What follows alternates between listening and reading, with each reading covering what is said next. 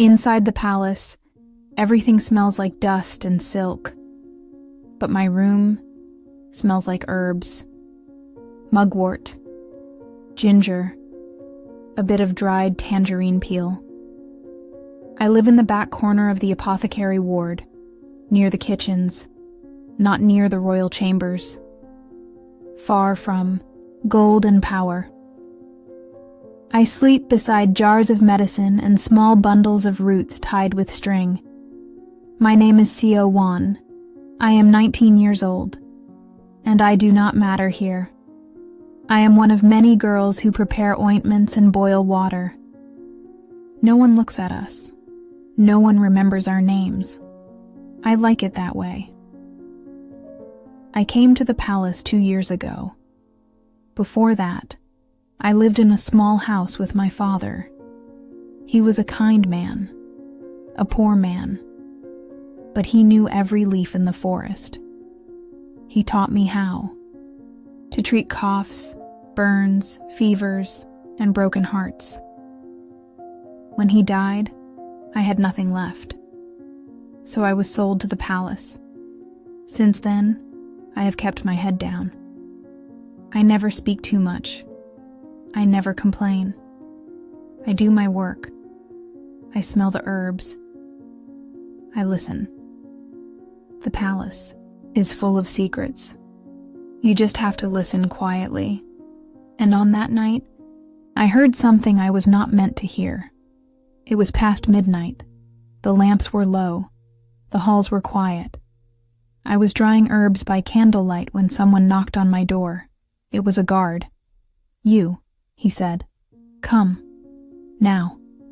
I didn't ask why. I just put on my cloak and followed him. We walked through the palace, farther than I had ever gone, through stone corridors and quiet courtyards. Past gates I wasn't allowed to cross. I smelled jasmine. I saw red silk banners move in the wind. Finally, we stopped in front of a tall wooden door. The guard opened it. "Go inside," he said. I stepped in. The room was warm and silent. A man sat alone near the window. He wore a long dark robe with golden thread at the sleeves. His hair was tied high in the style of courtmen, and beside him was a small table with tea and a box of sweets. He didn't look at me right away. Then he said without turning, "You are the apothecary girl who smells poison." His voice was low, calm, like still water. I bowed. "Yes, my lord. Some people say that." He finally looked at me. His eyes were sharp, cold, but not cruel. "I ate one of these sweets this morning," he said. "Now my stomach burns." He pushed the box toward me. "I didn't call the royal physician," he added. "I called you." I knelt on the floor, opened the box slowly. The sweets were wrapped in silk. Very fine. Too fine for ordinary gifts. Brought one to my nose. Closed my eyes. Sweet. But underneath, something sharp. Almost hidden. Like the edge of a thorn. "There's poison," I whispered. "Not much. Just enough to make you sick." He didn't move. "You will live," said. "But someone wanted to send you a message." He studied me in silence. "You're not afraid," he said. "I've smelled worse." His mouth moved slightly. Not quite a smile. "I see." He stood and walked toward me. His steps were silent. "I am Chief Eunuch Jihuan," he said. "From tonight on, you work under me." My breath caught. "But I'm not... I only treat kitchen staff. Not anymore." He turned away and added, You're quiet. That's good. You listen. That's better. I need someone like that. I lowered my head. My hands trembled slightly. Yes, my lord, I whispered. And just like that, my life changed. I didn't know yet if it was for better or worse. But that night, I smelled something new in the palace. Not poison. Possibility. The next morning, everything felt different. The sun rose as it always did. The palace bells rang. Servants hurried along the halls, but I didn't return to the apothecary ward. A guard came again at dawn and told me to bring only what I needed. I packed my small knife, a jar of dried mugwort, and my father's old notebook. Then I followed the guard through gates I had never passed before. We entered the inner court, the part of the palace reserved for the royal family and their closest servants. It was quiet here. Too quiet. Even the birds seemed to sing more carefully. Was shown to a small room behind the building where the court ladies lived. The room was clean, with soft light and a mat for sleeping. It was more than I expected. Later that day, I was called to the East Wing, where Lord Jihuan worked. He was waiting for me in a chamber lined with scrolls and long wooden boxes. Everything smelled of ink and silk. "You will stay close," he said without looking up from his desk. "You will keep records of everything I ask. You will prepare herbs when needed, and you will say nothing unless spoken to." "Yes, my lord." He looked at me then. "No one must know what you hear, not even your shadow." I nodded. He paused for a moment. Then, more softly, "And if you ever smell poison again, tell me, first, not anyone else." I looked at him carefully. "Are you expecting more poison, my lord?" His eyes met mine. "In this palace?" he said. "Always." I began my work that very night. Most of the time I sat near his study, copying lists or preparing teas. Sometimes I followed him, from one chamber to another. Always 2 steps behind, always silent. He rarely spoke to me, but I watched him closely. Jihuan was not like the other men in the palace. He never raised his voice, never showed anger. But everything about him was sharp, controlled, like a sword hidden in silk. Yet he noticed everything. One day, a lady-in-waiting spilled a few drops of tea on the floor. She bowed quickly, saying, "Forgive me." He simply replied, "You're worried. Who do you fear more, the queen or the one who serves her food?" The lady froze. She did not answer. She bowed again and left. I didn't understand what he meant. But that night, he gave me a folded paper. "Smell this," he said. It was a flower petal, small, yellow, soft. I brought it to my nose. At first it was just floral, but beneath it, "Bellflower," I whispered, "and nightshade, hidden inside perfume oil." He nodded once. "Some ladies here wear death like makeup," he said quietly, "but they smile sweetly." I looked at him. "And you?" I asked. "Do you smile sweetly too, my lord?" He looked at me without blinking. "I do not smile," he said. "I watch." After that night, he began to trust me more. He started asking my opinion on things. Small things, the scent of a cup, the color of a wound, the heat of someone's skin. I was careful, always respectful. But deep inside, something was changing. was no longer just a quiet girl from the back room. I was beside someone powerful, and he was no longer just a shadow in silk.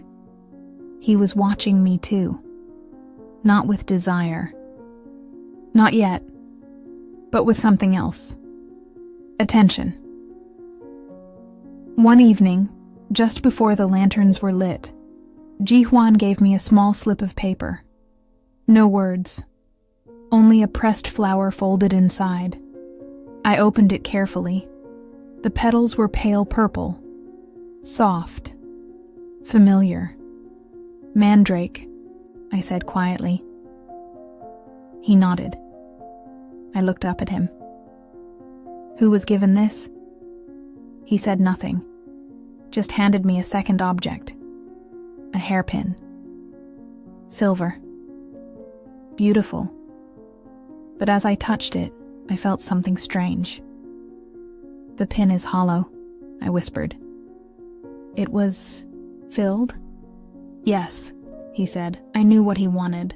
Not a report, not a record. He wanted to know who. I spent the next 2 days moving silently through the palace, bringing tea, checking pulses, pretending to be invisible. People spoke when I was near. They always did. After all, I was only an apothecary girl. But I listened, and I began to notice something. A lady-in-waiting, named Heben, had grown pale. Her hands shook when she poured tea. Her smile was forced, eyes tired. She wore a hairpin like the one I held. One night, I brought her warm water mixed with ginseng. She thanked me politely, without looking at me. Then I said, very softly, "Mandrake causes dreams you can't control. Do you dream too much these days, Lady Heben?" She froze, then looked at me, her eyes wide. I bowed and walked away. That night, I told Ji-hwan everything. He said nothing for a long time. Finally, he whispered, "She serves the queen's eldest son. She knows something she shouldn't." I didn't. Ask what? I knew I shouldn't, but I said, "You can save her." He looked tired. "No," he said. "I can only delay the poison." 2 nights later, I found a bundle of herbs on my pillow, wrapped neatly, carefully tied. Very strong roots. Enough to counter a slow poison. I never saw him place it there. He said nothing. But I knew, and something inside me softened. Not because he saved her, but because he did it quietly. Without reward. Without letting her know. Like he did everything. One afternoon, it rained. Not loudly. Just a soft, steady fall that made the palace feel like a dream. I was in the herb room, grinding dried orange peel, when Ji-hwan stepped inside. He was wet from the shoulders down. His robe clung to him. His hair was tied, but a few strands had fallen loose. "You should have waited," I said. "The paths are slippery." He looked at me for a long time, then said softly, "I needed something warm." He didn't mean tea. He meant here, the room, the air, the scent of mugwort and ginger. I didn't speak. I only poured him something hot and set it beside him. He sat on the floor, near the door, silent. We stayed like that for a while. No words, just the rain. And in that silence, I realized something. He came here when he needed peace, not power, not strategy, not fear, just peace. And somehow, that meant everything.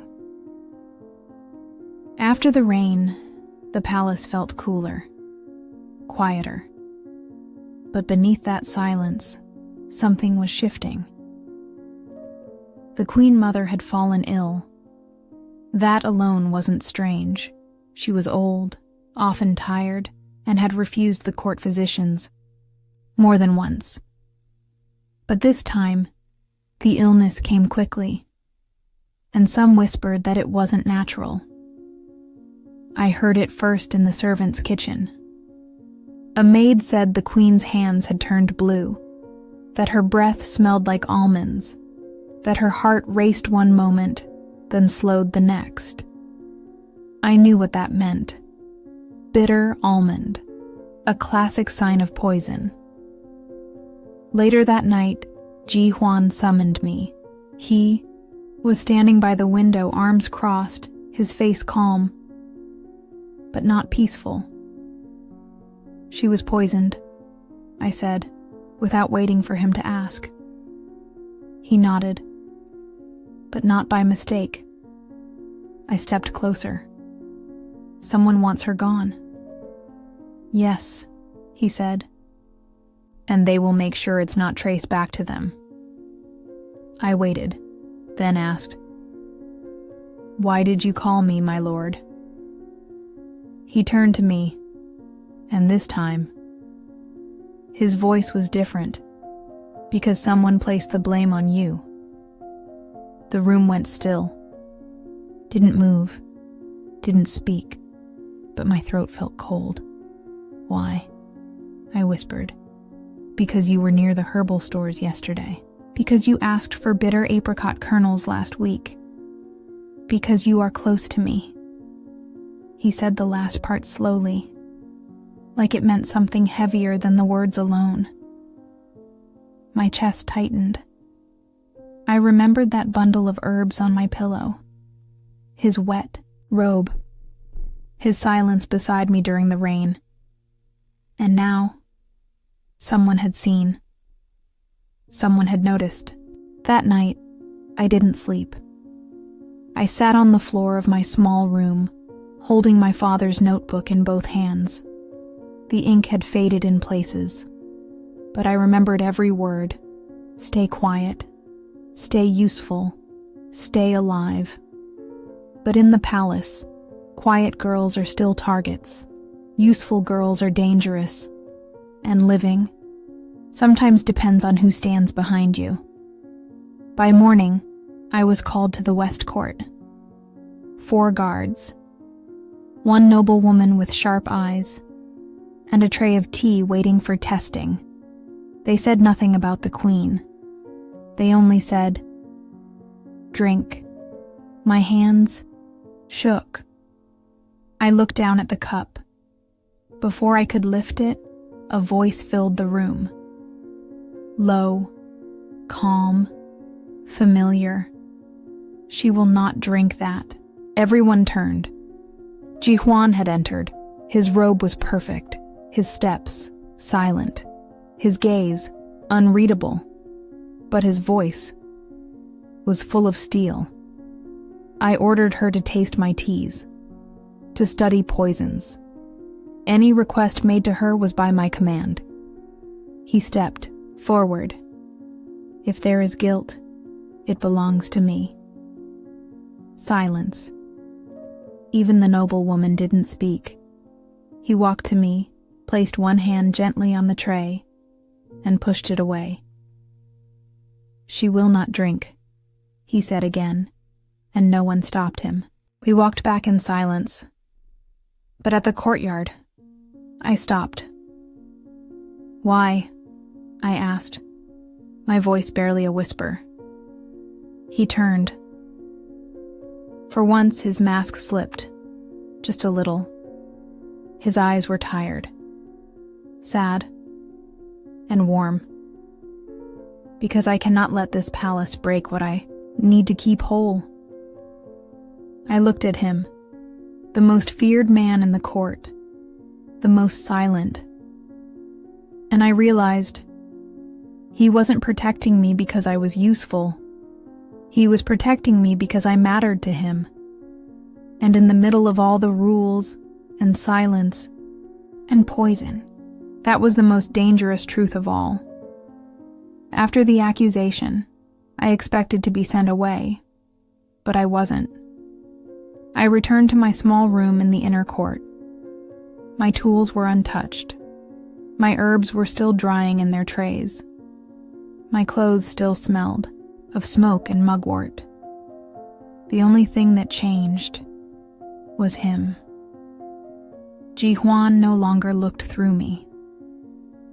He looked at me. Not for long. Never in front of others. But in the quiet, when we were alone, I felt it. His eyes staying just a moment longer than before, and one day, something changed. It was early. The sky was still soft with mist. I stepped into the courtyard garden behind the herb room. I liked to sit there before work. The grass was damp, and birds moved through the trees. That morning, Ji Huan was already there. He was sitting on the stone steps, hands resting on his knees. He didn't speak when I approached. I sat down beside him, not too close, but not far. The silence between us was warm, like tea left to steep. Then softly, he said, "When I first entered the palace, I thought I had to become invisible to survive. I didn't answer. I did everything perfectly. I never showed weakness, never formed attachments. I thought it would keep me safe." He turned to me, his eyes softer than I had ever seen. But it made me empty. I looked down at my hands. I never wanted to be noticed here. Not really. I thought if I worked quietly, they'd leave me alone. He smiled, just barely. "They notice you," he said, "even when you try to disappear." I met his gaze, and in that moment, I knew. He had never once touched me, but I felt something stronger than touch in the way he looked at me, like I was a page he had been afraid to read but couldn't ignore anymore. From that day on, the palace didn't change, but we did.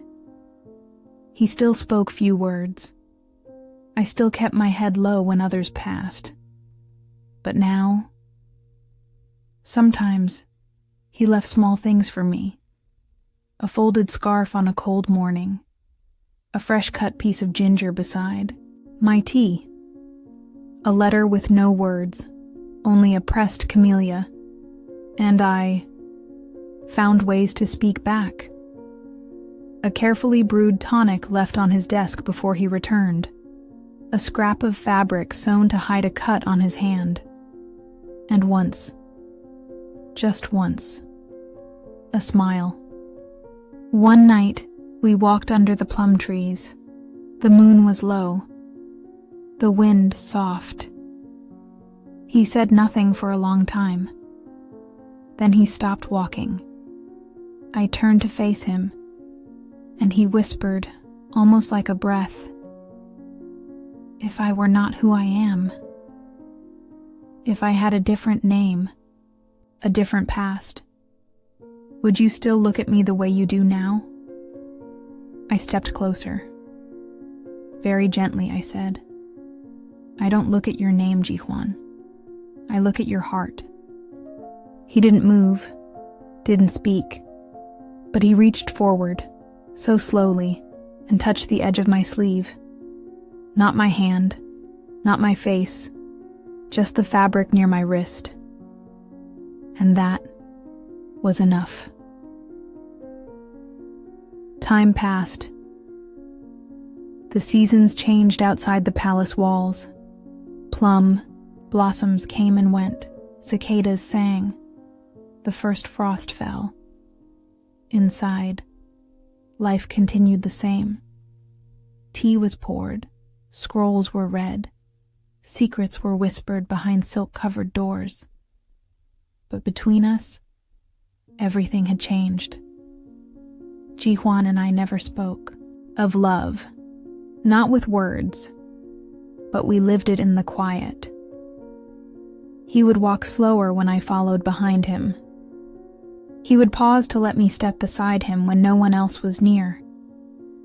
Sometimes, when we passed through the lantern hall at night, he would brush his hand near mine, not touching, just close enough for me to feel the warmth. I stopped counting. The days since I arrived at the palace. I stopped wondering what my life might have been outside it, because somehow, in this strange, cold place, I had found something soft, something mine. One morning, I was summoned to the royal physician's hall. Not for punishment, not for poison, for recognition. They had seen my work, how patients left my care with clear eyes and steady hands, how Ji-hwan trusted me with matters others wouldn't, even whisper aloud, how even the queen herself had accepted one of my tinctures during a restless night. "You will be appointed as court herbalist," they said. I bowed. Quiet. Still. But inside, I thought of my father. And the little house with roots hanging from the ceiling. And the way he used to say, to heal one person is to save a piece of the world. That evening, Ji-hwan called me to the garden behind the east gate, the place no one else went after dark. The air was still. The trees swayed. Somewhere nearby, a bird called once, then fell silent. He stood with his hands behind his back, eyes on the sky. "You were promoted today," he said. "Yes, my lord. You deserve it." "Thank you." A pause. The wind moved gently between us. Then softly, "I do not know how long I will remain here." I turned to him. He was still looking at the sky. "Palaces change," he said. "Rulers change. And men, like me, we become shadows." I stepped closer. "But even shadows can stand beside light," I said. He looked at me then, and for the first time, truly smiled. Not a small flicker. A real smile. Quiet. Sad. Beautiful. "I have no name to give. You," he said. "No home. No promise of forever." "I never asked for those," I replied. He reached forward. Very gently, he placed something in my hand, a small pouch tied with red string. Inside, dried mugwort leaves. "The first thing you ever smelled. For me," he whispered. "I remember, and the last I ever want to forget." They never wrote about us in the palace records. There was no ceremony, no ring, no titles shared. But I stayed. He stayed, and we built something in the silence, a kind of love that needed no light to grow. The palace still smells of dust and silk, but sometimes, when the wind is just right, and the night is very still, you can still smell mugwort. And remember that love, even in the quietest place, still finds its way.